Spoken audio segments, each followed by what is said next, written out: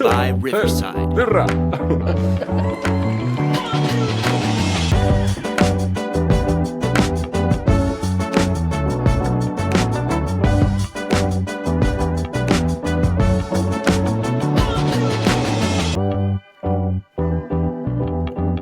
Bienvenidos a un nuevo episodio de Cuéntame. Hoy nos vamos a poner las manos en la brocha, iba a decir, porque vamos a hablar de pintura, pero no de la artística, sino de la que mantiene vivas y bonitas nuestras casas.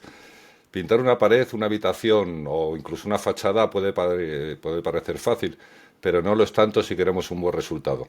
Por eso hoy nos acompaña Jorge, un profesional de los de verdad, rehabilitador y pintor de fachadas y pisos, que lleva muchos años dedicándose a esas tareas. ¿Qué tal? Muy buenas tardes. O días, porque yo no he comido y tengo mucha hambre, tío. Hola, ¿qué tal? Gracias por la invitación. Hombre, a ti por estar por aquí. Él nos va a contar pues consejos, trucos, cómo empezar, qué plantearse a la hora de pintar una casa, errores comunes, cómo distinguir un trabajo de una auténtica chapuza, que de eso ya entendemos todos mucho, la habremos sufrido a lo largo de la vida.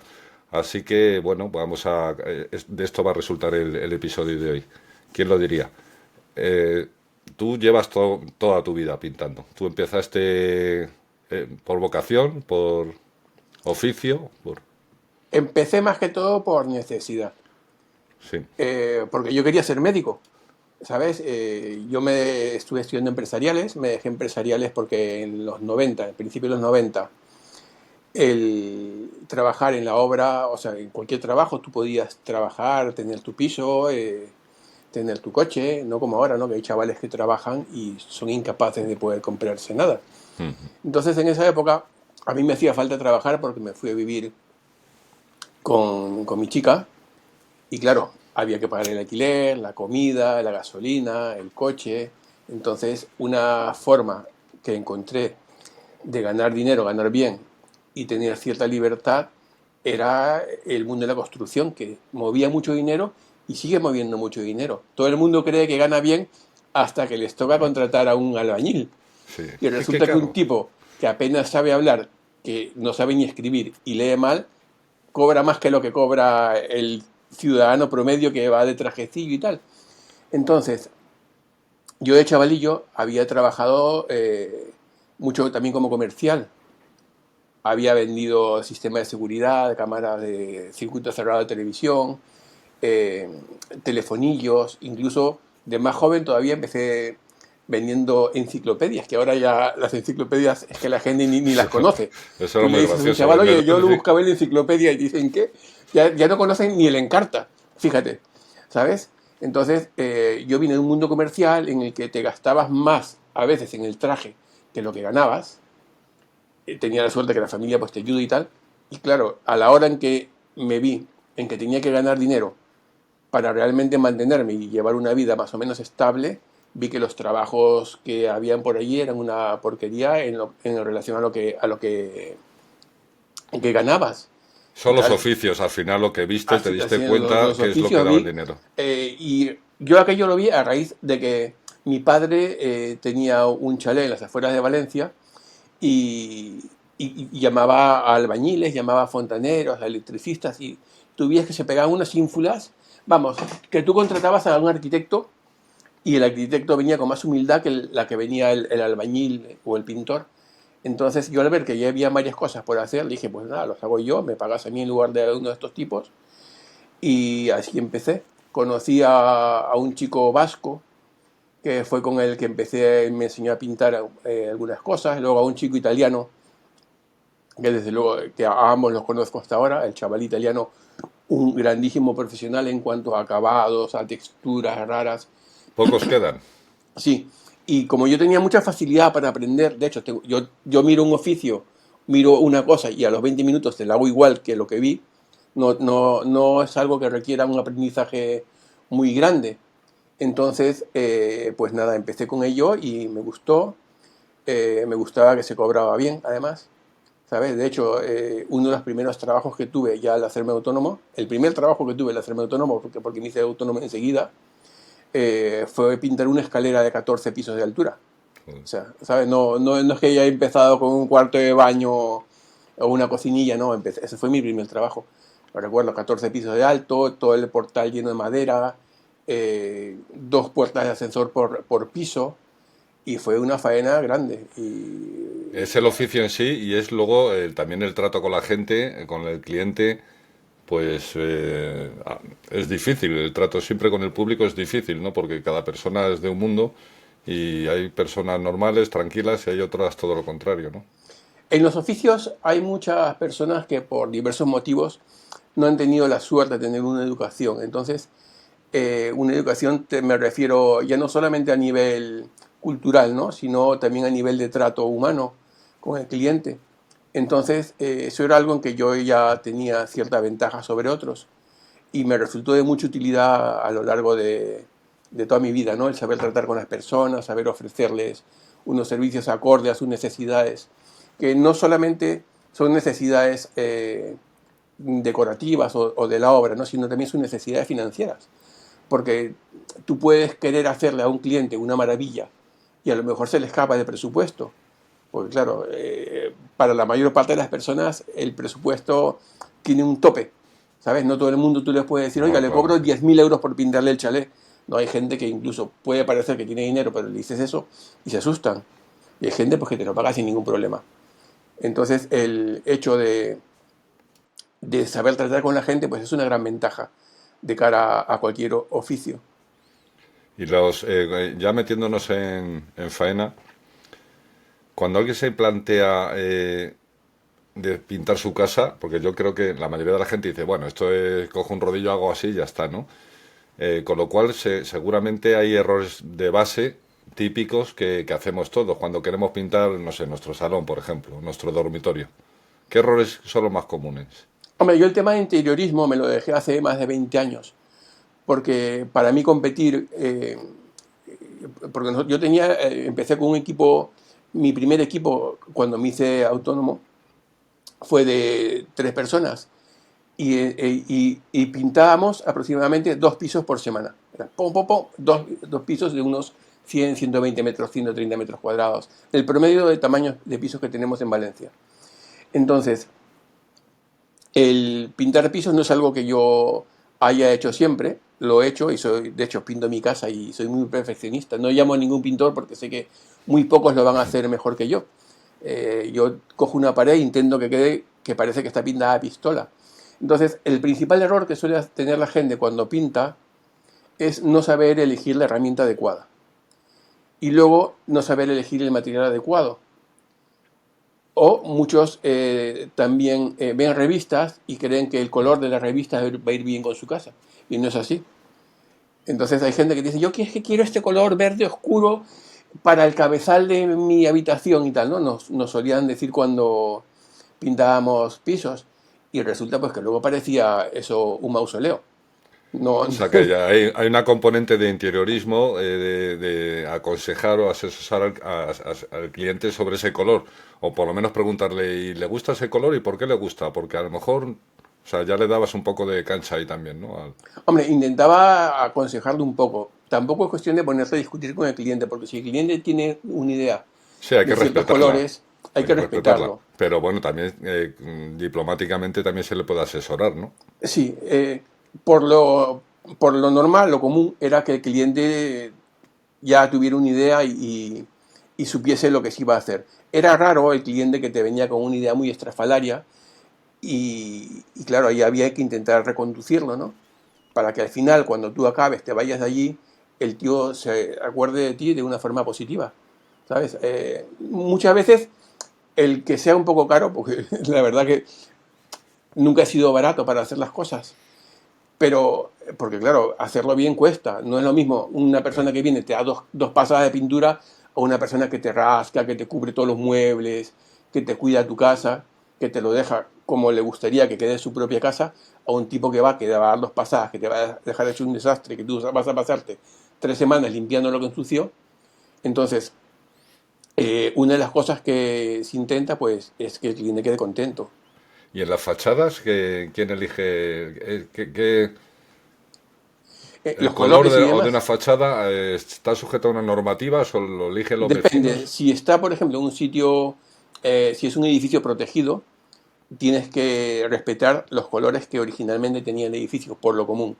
O el color que el departamento de urbanismo de la zona determine. Pero para una fachada que queda fuera de un casco histórico, normalmente eso ya depende del gusto de los vecinos. Ya. En cuanto a las comunidades de vecinos, una cosa que está muy bien es que una comunidad funciona como un cerebro colectivo. Para Un, alguna cosa, un cerebro como el del jovencito Frankenstein a veces, pero bueno, hombre, dicen que las multitudes tienen la edad mental de un niño de 10 años y en ciertos casos lo es. Pero en las comunidades ocurre algo que, que me gusta, ¿no? Que entre ellos ya han peleado lo suficiente hasta de decidir el color y una vez que el color está decidido, eso va a así misa. ya te lo dan. ¿Entiendes? Tú le puedes hacer 20 muestras en la pared y te dicen esta y esta. Luego de haberse reunido las 5 señoras más prominentes de la comunidad y eso no lo cambia nadie, vamos, ni el presidente lo cambia. Entonces, pues en cuanto a colores en las comunidades lo suelen tener bastante claro. Volviendo al punto de la primera pregunta de los errores típicos, hemos dicho que por una parte está tener buen material La herramienta, y herramienta. Cuando alguien va a dar este paso, ¿qué es lo que hace? ¿Se va al típico establecimiento de bricolaje y qué sí, compra? O sea, o en la tienda del todo a 100. Y es un error desde mi punto de vista, porque tú ten en cuenta que, por ejemplo, un rodillo, ¿no? Si un rodillo cuando tú estás pintando te suelta pelitos, después de que lo hayas limpiado, que lo hayas curado un poco el rodillo, te suelta pelitos, esos pelitos se van a ver en tu techo, en tus paredes, y va a ser algo que no vas a poder quitarlo con los años, con lo cual cuenta eso de curar para que se sepa pues cuando normalmente un compras. rodillo, por ejemplo, que vas a pintarlo, usar con pintura plástica, lo puedes envolver con cinta esta de carrocero, luego quitas la cinta y se queda, los pelitos que se La van a salir pelusa, sí. se quedan pegados en la cinta. O otra cosa que yo suelo hacer después de eso es el rodillo lo lavo, lo escurro bien, lo hago girar a mucha velocidad y el rodillo se queda que parece un peluche. ¿Vale? Ese rodillo tú ya pintas y no se te va a quedar pegado en las paredes o en el techo los pelillos. Pero si tú compras un rodillo en una tienda de esta que te venden multiprecio, normalmente son rodillos de baja calidad. Entonces, aunque tú hagas eso, el rodillo siempre te va a soltar pelillos, ¿sabes? Sobre todo en un esmaltado. En un esmaltado, como el esmalte tiene mucho cuerpo, tira mucho. Tú pasas el rodillo y la misma pintura hace que se quede pegado al soporte. Entonces, esa tensión genera que los pelos se queden pegados en la pared, en la ventana donde vayas a pintar, cuando usas esmalte. Y cuando un rodillo es de baja calidad, pasa lo mismo con una pintura plástica. ¿Y cómo compras un rodillo de buena calidad? ¿Lo hay Te vas a un especialista Ya. de una tienda de pintura. Una tienda de pintura normalmente te va a vender material comprobado para pintores. A un pintor tú le puedes vender una vez un rodillo malo, pero no Vale. dos, salvo que sea tonto. ¿Y en los establecimientos tipo Leroy Merlin, ahí hay buenos rodillos o hay mierda? Hay de todo. Ahí tienen muy buen material también. Lo que pasa es que es más caro. Y hay mucha gente que se guía solamente por el precio. ¿Sabes? Pueden a lo mejor ahorrarse 2 euros en un rodillo que te va a pintar toda la casa y resulta que por esos 2 euros podías haber tenido un rodillo mejor. ¿Y el tipo de rodillo que hay que comprar? Porque ¿qué categorías de paredes hay? Supongo que las lisas y luego están las famosas de granuladas o de tipo gotelé. Claro, Que, si tú vas a pintar, por ejemplo, sobre una pared que tiene gotelé o que tiene barrecha en una fachada, por ejemplo, de un chalet, eso hace falta un rodillo con mucho pelo, que sea muy esponjoso para que penetre sobre esos desniveles. Si tú vas a pintar sobre una pared lisa, como mi casa, por ejemplo, te hace falta un rodillo de pelo corto, para que cuando tú la pintura la trabajes, te deje un acabado fino. en cuanto a la pintura, bueno, lo de los rodillos queda claro. Ahora hablaremos de los preparativos y tal. Pero, y en cuanto a la pintura, porque ahí sí que estamos perdidos, porque ahí ves un montón de marcas y de historias que no sabemos si eso es pintura buena, es mala o... Las pinturas, más que por el tema de marcas, van por gamas. por Entonces, los tipos. por tipos, cada fabricante tiene tiene un abanico de subproductos. Por ejemplo, una pintura plástica te puede venir en la calidad extra, en la calidad superior, en la calidad super. Depende, cada fabricante le da una nomenclatura distinta, ¿no? Pero hay muchas calidades y normalmente eso se determina en base a la calidad de las resinas que tiene a la cantidad de resina que tiene y a la calidad de los sólidos. ¿Y cómo se Entonces, sabe cuando alguien va a entonces, la tienda, qué tiene que leer concretamente del hombre, bote? depende tú lo que quieras hacer en tu casa. Una El, el, paralisia típica y ¿ha visto esas latas que hay rectangulares que pone una sola capa, monocapa, no gotea, no salpica? a mí personalmente ese tipo de material no me gusta, ¿vale? Porque te obliga a dar una capa que hay, si tú no lo sabes trabajar bien, te pueden caer imperfecciones. Aunque eso luego se autonivela un poco, a mí no me gusta. Yo prefiero una pintura plástica tradicional que la diluyo de acuerdo a mi necesidad, de acuerdo al soporte. Si es muy poroso, tienes que diluirlo un poco para que no te quede pegotes.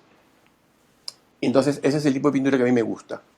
El encontrar el punto de dilución muchas veces no consiste solamente en leer la instrucción de fabricante, porque Ya, eso tiene unos márgenes que varía de acuerdo a la temperatura, al tiempo que ha estado almacenada la pintura, al tiempo que la has tenido en tu casa.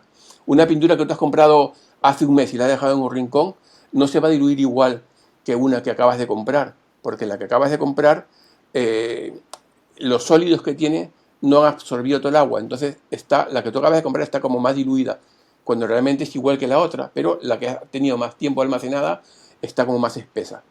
Entonces tú tienes que ir viendo, en base a la experiencia, cómo la diluyes. Y una cosa muy frecuente en el que hace bricolaje, en el que pinta su casa, es que a veces la diluye mucho. Entonces cuando tú diluyes mucho para una pared, aún vale, ¿no? Pero cuando tú diluyes mucho la pintura para un techo, es que te duchas. Están ah, claro. pintando y tú los ves totalmente manchados. Es una cosa apocalíptica, de verdad. Y cuál es el truquillo? Porque claro, quien dice que tiene, en base a la experiencia, pero si no lo has hecho nunca El o truquillo no tienes esa es dejar experiencia, la pintura. ¿Tú has visto la nata para cocinar? Vale, pues la textura que debe tener la pintura no tiene que ser más diluido que la que tiene la nata para cocinar. la nata Cuando tú la líquida. nata para cocinar, por ejemplo, la levantas con una cuchara y cuando cae en el envase se hace como una burbuja que tarda en volver a su sitio, Sí. ese es un punto en el que debe girar tu dilución de pintura. Un poco más, un poco menos. O sea, si tú echas, metes la brocha o un palo, lo que sea, O la lo mano, sueltas, cae un churrito. cae un poco de pintura y cuando cae se hace como la lava, ¿no? Hace un rebote así, Sí. ¿vale? No debe ser instantáneo. Y debe quedar como una aureola que se va luego diluyendo. Y luego ya Y se luego tú, deshace. ya cuando consigues eso, siempre tienes que haber reservado un poco de pintura por si te pasas de agua. Tú en base a eso ya debes ir jugando un poquillo más, un poquillo menos. Y si se deshace, si esa onda se expande así muy rápido, eso es que hay Dema- demasiada agua. Está demasiado Demasiado. diluida. Y si se queda un pegote, es que está muy espesa. Sí, sí, Estamos hablando, exactamente. recordemos, estamos hablando De pinturas plásticas al agua. de pinturas plásticas al agua compradas, digamos, a granel, en bolsas. O sea, no las No, en latas bolsas no, lo preparadas, suelen vender en botes de no 5, en de 15 botes. litros, de 25 litros. Vale, esa pintura a ti te gusta más que la que viene preparada. Que esa que Que, viene en los botes rectangulares que son monocapa. vale. Normalmente muy pocos pintores van a usar ese tipo los monocapa. Ese monocapa llevan unos espesantes y está diseñado para que al novato que no sabe pintar Sí. eh, no le caiga la pintura por todo lado. O Pero sea, un que no pintor le, sabe cómo trabajar la pintura y no suele usar ese material. vale, entonces tenemos esas dos opciones. Quien no se atreva a comprar esa directamente, y sabiendo que es peor solución, y quien quiera hacerlo en plan fino, que se atreva a comprar un bote y hacer la dilución. O sea, fijarse también en el margen que da el fabricante, ¿no? Es decir, diluido al 20% de agua. Sí, Pero no fiarse solo de ese dato, sino a estar con el palito tirando el chorrito que salga. exactamente. Tú Vale. tienes que encontrar el punto. Eso es uno de los trucos que se adquieren con la experiencia. Vale, otro punto. Mucha gente lo compra, abre la lata, diluye o hace lo que sea y ya se pone a pintar. Ni limpia, ni sella, ni hace nada. A ¿Qué ver, hay que hacer para preparar la pared? ese es un error muy grave. Primero tienes que buscar si tienes humedades. Es que cada casa es distinta. Hay casas que tienen manchas de humedad, hay casas que la pintura se está saltando, depende, ¿no? Si hay manchas de humedad y esos puntos negros, lo primero que hay que hacer es matar el hongo, porque esos puntos negros que hay en las paredes de humedad son hongos, son esporas que han crecido y eso es bastante tóxico. Entonces, lo principal es matarlo. Tú lo matas, por ejemplo, con lejía la más barata, no la perfumada, sino la que viene en garrafas amarillas. Tú la pones en un spray, le das a los hongos, lo limpias con un trapo, esperas que se seque y repites. Tú así ya has matado el hongo, ¿vale? Si hay humedades, esas aureolas amarillas por alguna filtración, por alguna gotera que se ha filtrado por la fachada o por el techo, allí ya tienes que aplicar una pintura antimanchas, siempre habiendo solucionado antes la filtración. Porque tú puedes dar una pintura antimanchas y tratado la humedad por dentro, pero si sigue entrando el agua, la humedad volverá a salir, volverá a hacer que la pintura salte y se ponga amarilla. Entonces es muy importante el tratar la filtración también, a la vez que haces el tratamiento para las manchas, para el moho y para la humedad. Una vez que tienes tú ya eso solucionado, si hay una humedad tienes que rascar para que la pintura que está suelta caiga y tú no trabajar sobre algo que va a caer enseguida.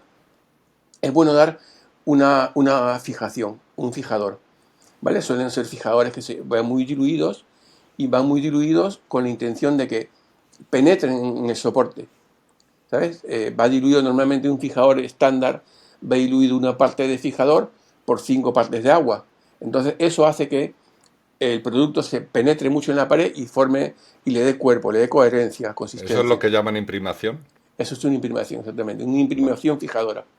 O sea, lo primero, Primero el tema de las rascas, humedades, luego el tema de si hay pintura suelta, rascarla con una espátula finita o como. exactamente, una espátula, es una espátula buena. eh, Tú lo rascas, le das una imprimación y luego tienes que masillar. Todo lo que has rascado tienes que masillarlo.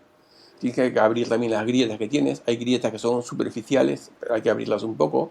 Hay grietas que a Se veces abren, picas la abres vamos, llegas a... con el canto de la espátula, esa la Sí, agrandas un poquito, lo sí, limpias bien, ¿no? exactamente. Si hay una grieta que es gorda o que ves que tú que la pared está partida, tú tienes que partir el ladrillo y llegar hasta donde tú encuentres firme.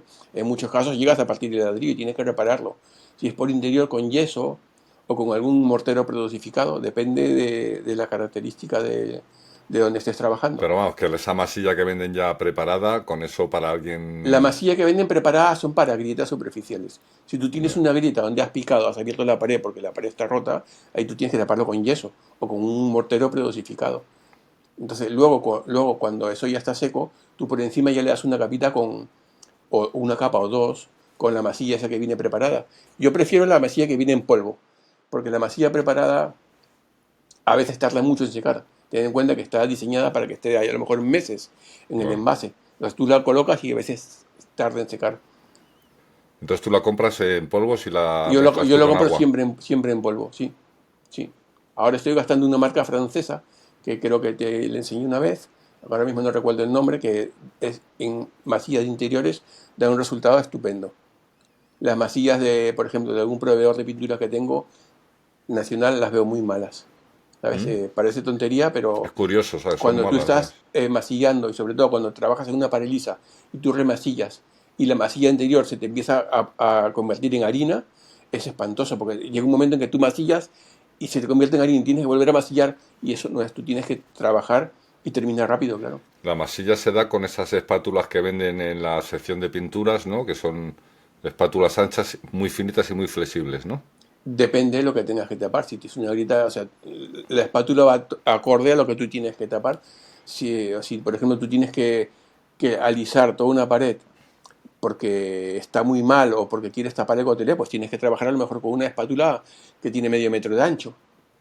¿Sabes? Va acorde a la necesidad de lo que A tienes que la hacer. grieta que tengas y tal. Pero vamos, que es una herramienta barata que las venden además en diversos tamaños y que van apiladas y que pues, valen un par de euros, vamos. Depende, una espátula Bueno, buena una de acero espátula buena inoxidable te puede valdrá costar 20 10. euros. Ya, ¿Sabes? Pero para alguien que solamente va a hacer su casa tampoco tiene que tener una inversión como la de alguien que quiere que la herramienta le dure para pintar 40 casas. vale, entonces nos hemos puesto, hemos limpiado la pared, le hemos quitado los hongos, hemos rascado, hemos No, puesto la más. normalmente una vez que el hongo lo has limpiado, después de eso tienes que rascar, ¿sabes? Claro, Rascar, luego imprimar, pues masillar. Después de masillar, eh, como eso hay que lijarlo para que vale. se iguale la superficie, siempre yo personalmente le doy otra capa de imprimación.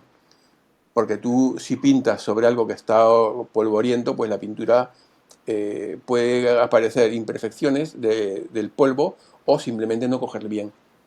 Vale, o sea que es conveniente imprimir de nuevo para que se Claro, imprime después que la propia elijas, masilla, la después que propia elijas masilla, sí. después que elijas la pared, desempolvarlo y darle una capa de imprimación. Vamos, que esto es como la cocina. Aquí la higiene es muy importante. Hay que estar haciendo las Sí, sí, cosas sí, sí, para mí es muy y importante. limpiando. Que no Para mí se es muy contamine importante nada. siempre la limpieza en la obra, además que te da más seguridad. Si tú estás trabajando en un sitio sucio, puedes pisar una piedra, puedes pisar una espátula, entonces tienes que trabajar en un sitio que esté limpio.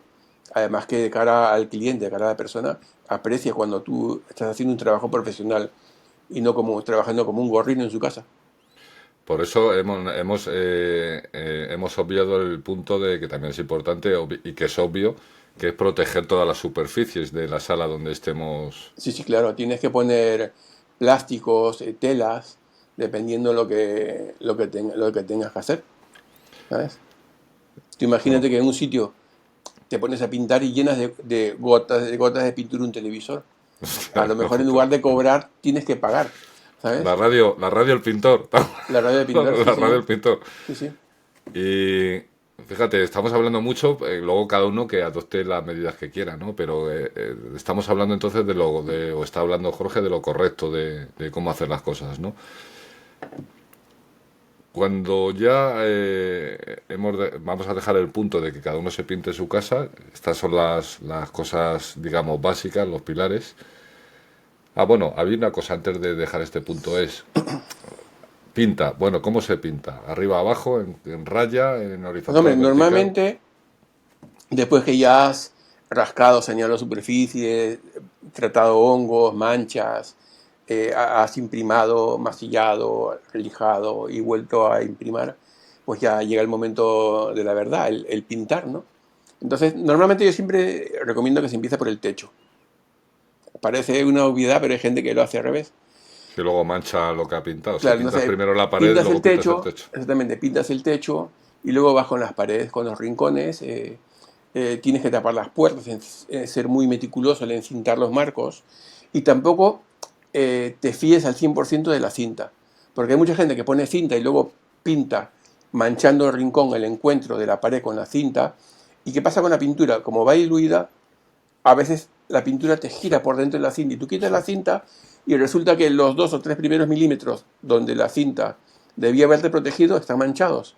Entonces, no hay que menospreciar el pintar con pulso, ¿vale? Porque la cinta está allí y lo que has tapado está muy bien para proteger en caso que manches, pero no va a ser eso lo único que va a evitar que manches. Tú tienes que trabajar con Fino. idea. O sea que bajar fino encima de la cinta carrocero intentando Tú, imaginarte que no la manchas. tú aunque encintes una puerta, tú tienes que en tu mente pensar que no tiene cinta, Exacto, exacto. ¿sabes? Y así cuando quites, porque si tú pintas sobre la cinta, cuando la pintura se seca, se solidifica. Entonces, a veces tú le quitas la cinta y la pintura que se ha solidificado haciendo puente con la pared, Sí, queda levantas dentada. y te ha llevado un trozo de la pintura que tú ya habías dejado Se queda terminada, por dentada. ejemplo. Por cierto, ¿cuándo se quita la cinta carrocero? ¿Cuando se ha secado la pintura o recién pintado? Cuando la pintura está un pelín mordiente, pero no muy mojada, porque si tú quitas la cinta cuando está muy mojado, es muy probable que al quitar, salvo que tengas mucha experiencia, manches, porque ahí hay pintura que tendrás que quitar con cuidado para no manchar. Entonces, que esté un pelín antes del secado definitivo. Tú ten en cuenta que se dan dos capas, ¿no?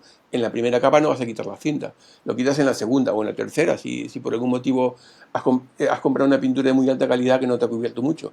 Esa es otra cosa que la gente no sabe, que la pintura, cuanto mayor la calidad, cubre menos, porque las resinas, ¿sabes? Las resinas son transparentes y entonces el fabricante juega entre la carga sólida y las resinas, y un poco de agua para diluirlo, ¿no? Entonces, cuando tiene mucha resina, tiene menos carga sólida. Entonces, la pintura cubre menos.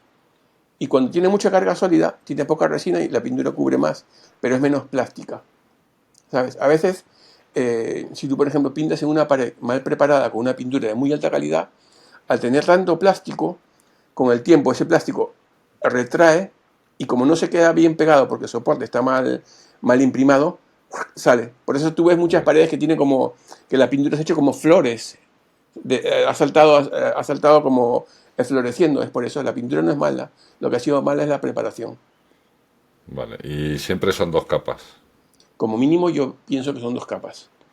Yo siempre tiendo a dar dos capas de forma obsesiva.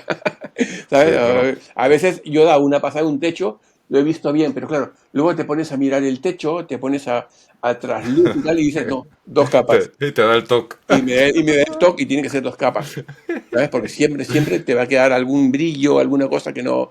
Sí, Ten en una cuenta que sombra, porque las paredes parecen lisas, pero luego no son lisas, están onduladas. las paredes están onduladas, exactamente.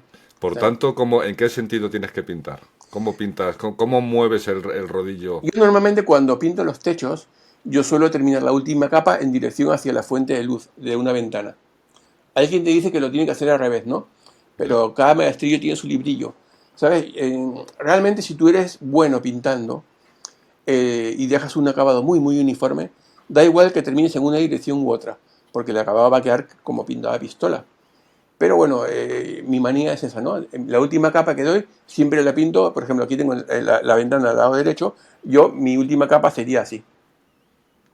vale. Y y las paredes, Los movimientos del rodillo son de arriba a abajo, son en X, son en normalmente horizontal, vertical. cuando tú cargas el rodillo para pintar, le echas mucha pintura y haces como Ns, ¿no? Entonces, haces como Ns, ¿no? Vas haciendo como Ns. Y luego tú vuelves rejuntando y al final terminas con muchos movimientos, ¿no? Pero en la carga inicial pues, haces como Ns, ¿sabes? Cuando el rodillo ya tiene poca pintura, pero sigue teniendo pintura, vuelves y vuelves, ¿sabes? No, es importante no escatimar en pintura, porque como te pongas a escatimar en pintura te queda un acabado chapucero. Lo que diferencia a veces a un pintor bueno de un pintor malo es que el pintor malo tiende a ahorrar muchísimo en material, porque ha dado presupuestos muy ajustados, Vale. ¿sabes? O también en particular cuando pinta, tiende a estirar mucho la pintura, más que por ahorrar, a veces por desconocimiento, ¿no? Es como cuando vas a un restaurante, ¿no? La comida te gusta mucho porque tiene muchos condimentos. Y en casa le echas una ridiculez de comino, una ridiculez de pimienta, y es algo parecido, ¿no? O Tienes sea, que el dar, movimiento es el rodillo haciendo la N, volviendo, vuelves y vuelves al cargas final. cuando sea necesario, Exactamente. no Normalmente sé qué es el uno, rodillo. dos, tres veces, o cuatro como mucho, ¿no? Y siempre el rodillo tiene que llegar al final con un pelín de pintura, no seco del todo. Pero tiene que llegar con la cantidad de pintura adecuada para que el rodillo cuando vaya pasando por la pared te vaya dejando ese dibujillo que parece que queda pintado a Y cuando pistola. tienes puertas, que todo el mundo tendrá puertas, ventanas o lo que sea, primero esa zona Primero esa zona yo la perfilas. lo he perfilado con una brocha, Vale. ¿sabes? Dejando unos dos, tres dedos y luego pues hasta ahí me acerco con el rodillo. Lo mismo que las molduras, no lo mismo que las molduras. O sea, cualquier cosa que haya, hay que perfilarla, Y un luego, pues, enchufe, luego por todo, tú ejemplo. con el rodillo grande ya rellenas todo. Vale. También lo puedes hacer con airless si la carga está desocupada, pero ese es un equipo muy profesional que muy poca gente tiene. ¿Sabes? En una casa con muebles yo no puedo usar un airless porque eso lo pulveriza todo. En Claro. un garaje puedo usar un airless, pero no en una casa con gente.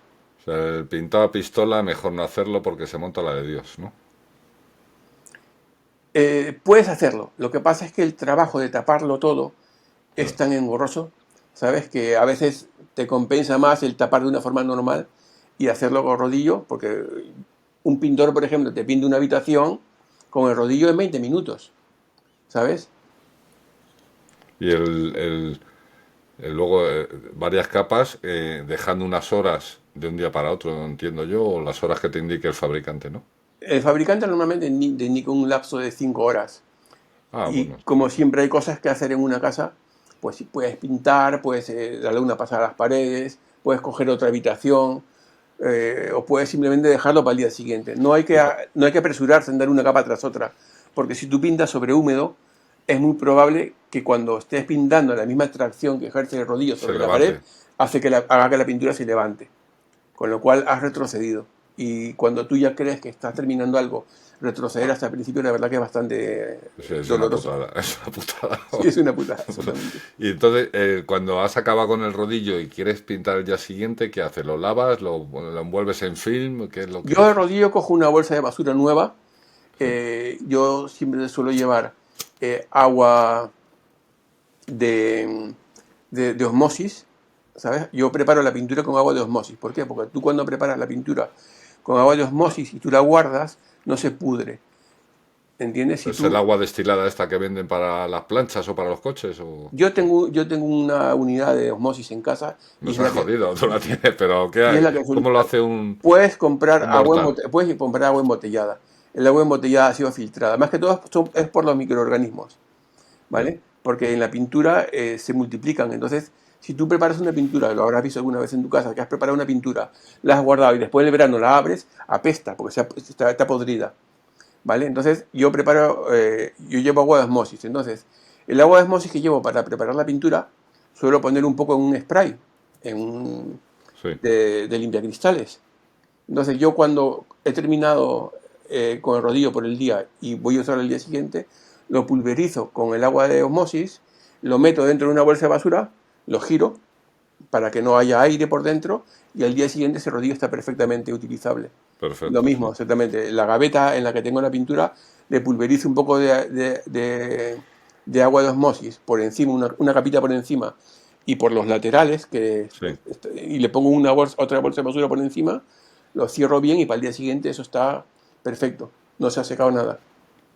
cojonudo. ¿Alguna cosita más antes de que hablemos del gran mundo de los pintores chapuzas? Yo pienso que hoy en día hay suficientes tutoriales en internet como para que quien quiera pintar su casa se pueda atrever a hacerlo él mismo. Eh, Dado que la población está envejeciendo, es muy difícil, ¿no?, que una persona de 50, 60 años quiera ponerse a mover muebles. Ya. Entonces suelen llamar a pintores en esos casos. Sí, pero como hemos hecho todos de jóvenes, hemos pintado mal o bien, pero nos hemos pintado la casa, ¿no? Hemos ido Sí, tirando hombre, directamente. no creas. Yo he tenido clientes jovencitos de 20 y poco años que recién se han independizado, que llaman a un pintor porque ellos no se atreven. En su Vale. casa, siempre que había que hacer algo, la familia llamaba a un hombre. Así lo dicen, es que llamábamos a un hombre, joder, tío, pero tú qué eres, ¿sabes? Sí. A veces da ganas de decirle, ¿no? Y nunca se han atrevido a hacer nada, ni a clavar un clavo en una pared. O Entonces sea que llaman a ahora la gente profesionales. tira más de pintores, ¿no? En general, aunque sean jóvenes. Hombre, ten en cuenta que yo lo que veo es a la gente que llamaba pintores, pero yo sé que hay mucha gente que se lo pinta. No te podría Ya, decir qué ya. porcentaje ni Es un cómo, ni qué estudio que mayoría. habría que... Ya, ya. Exactamente, Eso para el CSIC lo dejamos. sí. Hombre, ¿Qué eso es? sí, y depende, que no te lo falseen. Pero bueno, también, Que, no sé qué que, será peor. que te No sé qué cocinen será ellos peor. lo que se les ocurre.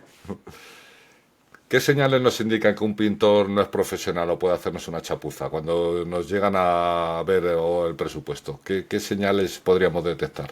Es difícil, ¿no? Yo sé que es Es difícil. difícil, ten en cuenta que hay gente que te puede hablar muy bien y luego no van ellos. O que te puede parecer una cosa y luego resulta que son otras. Yo creo que un buen, una buena forma de elegir a una persona que va a trabajar en tu casa es que esa persona no te parezca amenazadora. ¿Me entiendes? Porque hay gente que tú la puedes llevar a trabajar a tu casa que te dan un poco como de recelo.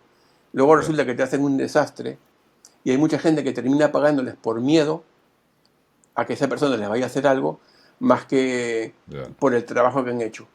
Entonces yo creo que si tú llamas a alguien para que te vaya a servir a tu casa, tiene que ser alguien que Educado. educado, alguien que sepas que si tú le dices, oye, mira, no me gusta lo que estás haciendo, terminamos como amigos, te pago tal, no te va a dar ningún tipo de recelo ni de susto, ¿sabes? Eso es para mí lo principal, lo vital. Yo no llamo a un tío para que me venga a trabajar a mi casa que parezca un patán, ¿sabes? Que sea una persona educada. Luego de ahí, eso es lo básico, ¿no? De ahí tú empiezas. Eso es el punto número uno. Luego, pues, siempre es bueno que tú veas qué otras cosas ha hecho o que tenga recomendaciones de gente que haga la que hayan hecho trabajos. Entonces, son una serie de factores. No es una cosa, no es muy fácil. No es muy fácil. Ya, Hay pero más o gente, menos quien tiene un poquito de ojo lo ves. Si te viene eso, lo que dices tú, el patán, o el que viene casi escupiendo en el portal que le ves sucio, o el que va de listo como si fueras tonto y lo típico, ¿quién le ha hecho esto, señora? Que va criticando lo claro, que claro, ya está viendo. hay que valorar mucho a la persona. Un problema que tenemos en España es que aquí el más tonto termina en la universidad, ¿sabes? Y en la obra terminan o los valientes o los totalmente negados para todo. Entonces, si tú te pillas con un valiente, con un tío que ha decidido ir a la obra porque sabe que ahí se gana dinero tiene cabeza suficiente como para mantener la clientela a lo largo de los años y sabes que es un tipo de confianza, pues ese es un buen profesional, ¿sabes? Es un buen profesional. Hay gente que dedica 20 o 30 años en la obra y siempre ha ido pillando al que pilla cada día, ¿sabes? Y una de las cosas que tiene que hacer para pillar al cliente es siempre venderse barato, ¿sabes? Y eso sería la primera fase. La Mm. segunda sería cuando empieza a trabajar detalles que veas que cubre todo bien y que no se pone a pintar y Hombre, a liarla son de Dios, detalles, ¿no? tienes que ver la herramienta que está gastando. Un tío que te llega con un taburete, con dos broches, una gaveta mugrosa y nada, pues yo creo que ya empezamos mal. Como Claro. mínimo te tiene que traer cierto equipamiento, ¿no? Una escalera en condiciones, que además por riesgos laborales tiene que llevar en condiciones, que sea autónomo, que al empleado que lleva, que el ayudante que lleva lo tenga de alta, porque si ese chaval, ese ayudante, se rompe una pierna en la casa del cliente y el pintor que lo lleva es un insolvente, quien va a responder es el cliente. Mucha gente no lo sabe. Mucha gente cree que porque el pintor le dio un presupuesto en que figuraba su nombre, ya la responsabilidad es del pintor. No, no. La responsabilidad es del promotor de la obra y en este caso es el cliente. Eso es importante saberlo, sí. Ver Sí, sí, sí, que luego se te cae un tío en un chalet de o un le da un tejado calambrazo, o le da un calambrazo, o le da un o todo esto. calambrazo y el cliente tiene un problema enorme, sin saberlo. No, no, claro, es que, joder, aquí hay que darle vueltas a todo y pensar, o sea que, hombre, todo es sencillo y todo es, no nos vamos a estudiar una enciclopedia antes de pintar una casa, ¿no? Pero bueno, estos tips, así que son detalles, yo creo que siempre pasan desapercibidos y que tienen su importancia. Claro. Y luego el tema, bueno, luego está también el tema de cuándo acabas, ¿no? Que te dicen un día, luego son cuatro, o sea, que el tío sea honesto con su tiempo, ¿no? Es decir, no, es que son dos capas, tenemos que emplear tantos días. Hombre, siempre hay que marcarle unos días. Oye, ¿qué Unos me margen. tardas por esto? Oye, pues yo qué sé, le tardo 5 días en pintarle la casa, le tardo 4 días en pintarle el piso. Entonces, fuera de esos días, también tú puedes pactar con una penalización por retraso de obra. Mucha gente no lo sabe, pero es frecuente. Tú trabajas en una empresa, o sea, Sí, tú vas a trabajar para una empresa y la empresa te dice, oye, ¿cuándo vas a tratar? Vale, tanto. Tú siempre tienes que decirle unos días más para no pillarte los dedos. Pero luego, fuera de eso, te dicen, oye, tú tienes una penalización de 50, 70, 80, 100 euros por día que te retrases de ese tiempo estipulado. Entonces, eso es un aliciente para que el profesional cumpla los plazos que ofrece. y al terminar, es responsabilidad del pintor, entiendo, recoger toda la cinta de carrocero, papeles que haya empleado y Hombre, claro, tirarlo tú tienes todo, que ¿no? entregar la obra limpia.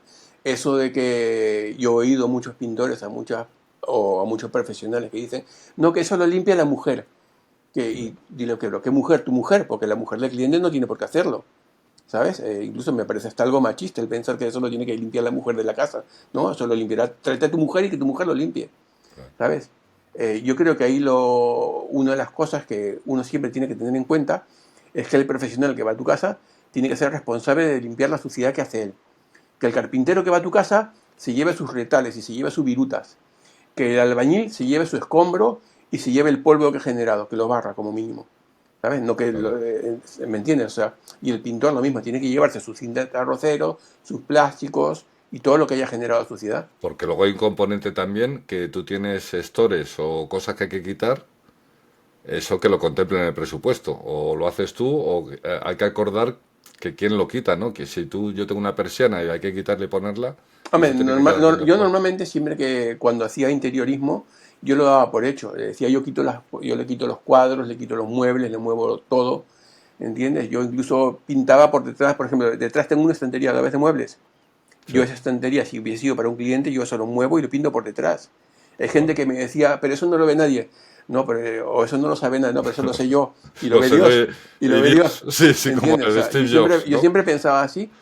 Y eso, pues, para mí ha sido bueno, porque la gente, parece que no, pero la gente termina apreciando esas cosas.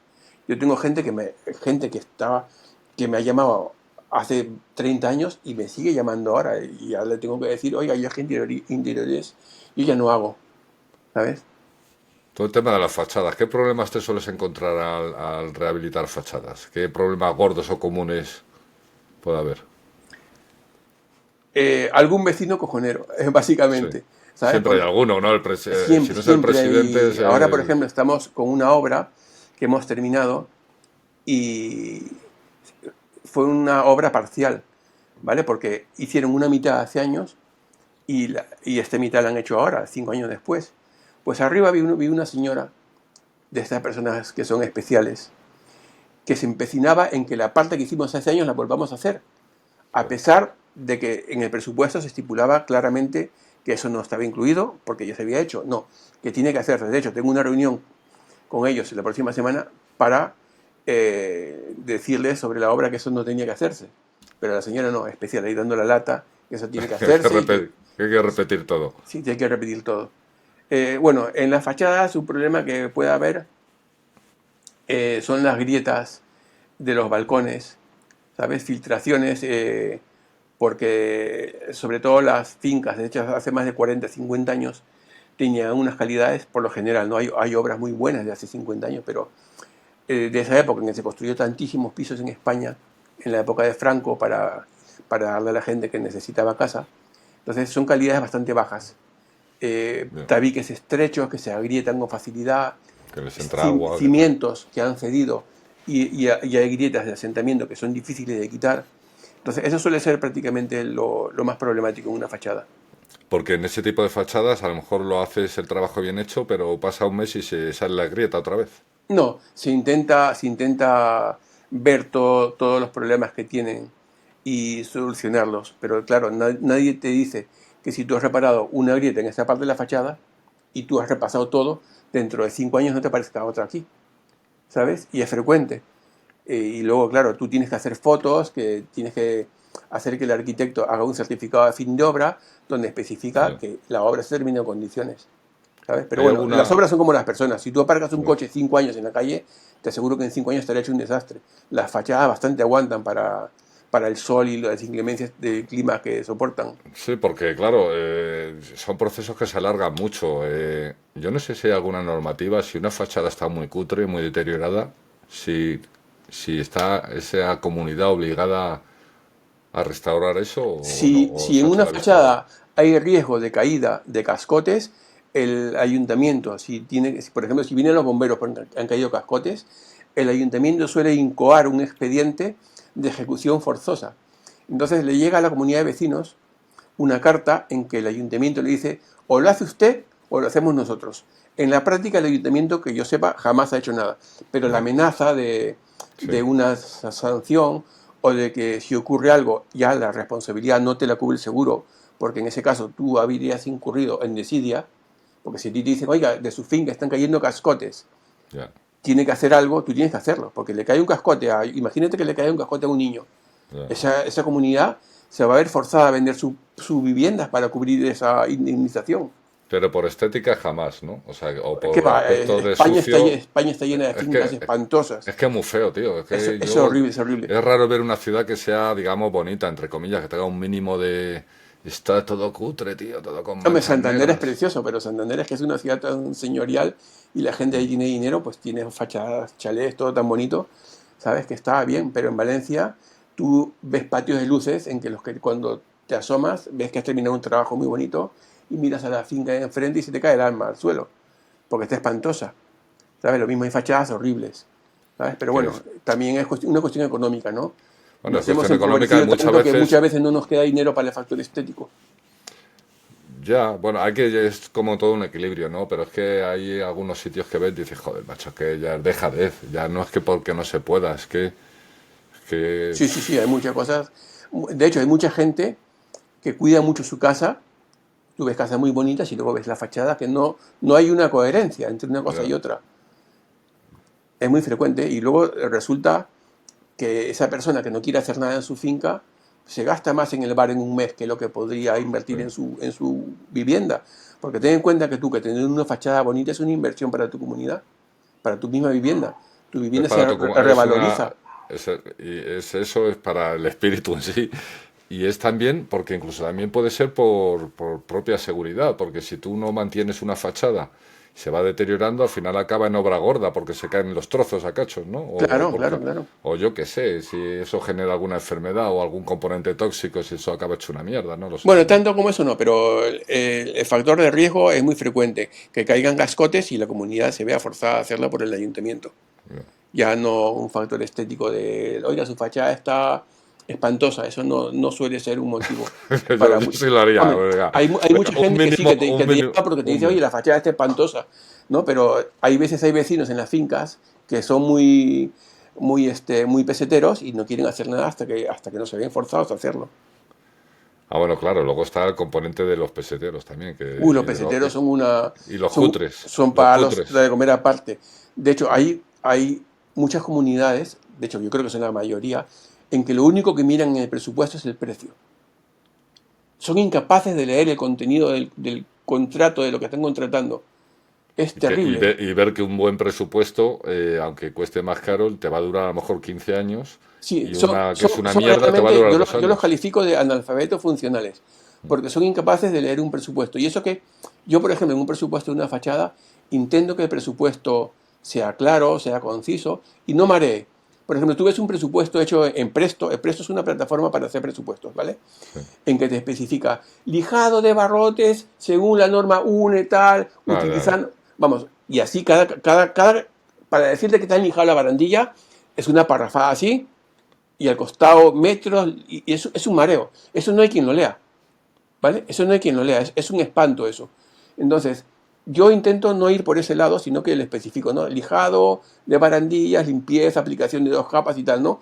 Un trabajo acorde a lo que vas a hacer, ¿sabes? Un trabajo acorde a lo que vas a hacer. Pero lo que te digo, hay gente que solamente mira el precio.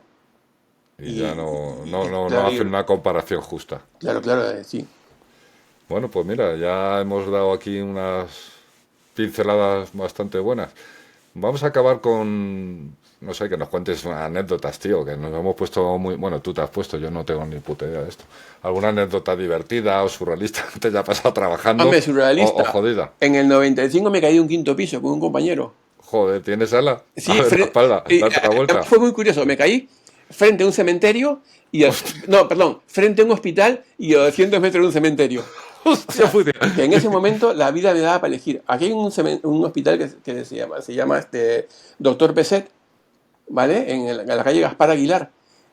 Y justamente donde acaba esa calle, a unos 200 metros, está el cementerio de Valencia. O sea que si no iba a un lado, iba al otro. ¿Y ese ostión, tío? ¿Cómo te salvaste? Me salvé, tío, me caí de pie. Aún recuerdo cómo al mirar de soslayo en la pared veía cómo el ladrillo caravista iba acelerando. De hecho, la sensación de aceleración se me quedó mucho tiempo. Yo no podía jugar un videojuego de esos en que te vas metiendo así porque me mareaba. Hostia, pero al caer de pie, tío. Caí de pie, no, pero es que como yo siempre soy un poco obsesivo con las cosas, puntilloso, debajo yo coloqué unos andamios de protección y arriba coloqué unas chapas metálicas. Normalmente se deja una chapa sobre otra y va así, ¿no? Pero a mí me entró la paranoia de que se las iban a robar. Entonces lo que hice fue, chapa con chapa, las remaché.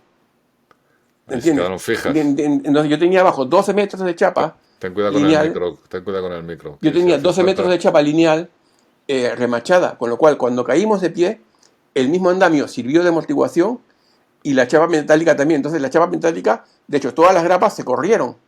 Actuaron como los coches, ¿no? Cuando se deforman para absorber el golpe, pues sirvió de eso. Y así fue que no nos matamos. Bueno, a mí del golpe se me soldaron las 2 últimas vértebras de la espalda, de la columna vertebral, y me rompí 2 costillas. Mi compañero se rompió 2 costillas y se le reventó el bazo. Hostia, sí. Tío, qué grima me está dando. Sí, se le reventó el bazo. Y anécdotas de los pintores de tipo butanero, de que te abra el señor no, yo la casa, te diga, ven aquí con esa brocha. Yo siempre he sido muy respetuoso con la clientela. Exactamente. ¿Sabes? Siempre he sido muy respetuoso con la clientela porque además de lo que vives no... Ya, claro. ¿Y conoces a alguien que le haya salido, a alguien que le haya tenido alguna aventura por eso típico de película, ¿no? De la bata medio abierta pasa que Sí, tienes una brocha, como... algunos pintores contratados terminaban liándose Dios. alguna señora de las ventanas, que le abría la ventana, le imitaba agua y tal. Mal, mal negocio, tío, mal negocio. Sí, lo que pasa es que como yo nunca he sido de quedarme en las obras, no tenía esas posibilidades, tampoco era algo que me interesase, ¿sabes? Muy bien, pues nada, hombre. Gracias, Jorge, por abrirnos los ojos y las paredes. Hoy hemos aprendido que pintar no es solo coger un rodillo y darle al muro, es técnica, es paciencia, materiales adecuados y respeto por el trabajo bien hecho. Yo soy un ñapa nato, aquí tenemos a un perfeccionista y la pena es que vivimos lejos, si no ya tendría un pintor aquí de cabecera. Que va, el día menos pensado me paso por tu casa, te pinto ese techo que me da grima. Wow, te he hecho una mierda y encima te pinto el techo y a mí me das una barbaridad. Y encima con gotelé asqueroso de este, que joder, maldita la hora. Antes de entrar tenía que haberlo quitado, pero bueno, ya las cosas, ¿no? Si te gustó el episodio, compártelo con esa persona que está pintando en pintar su casa o el que ya se lanzó sin saber lo que hacía. Y si eres pintor o has tenido alguna experiencia buena o desastrosa, la puedes dejar en los comentarios o nos escribes al WhatsApp. Y recuerda que hasta una pared en blanco nos puede contar cosillas. Gracias, Jorge. Hasta pronto. Vale, adiós. Chao.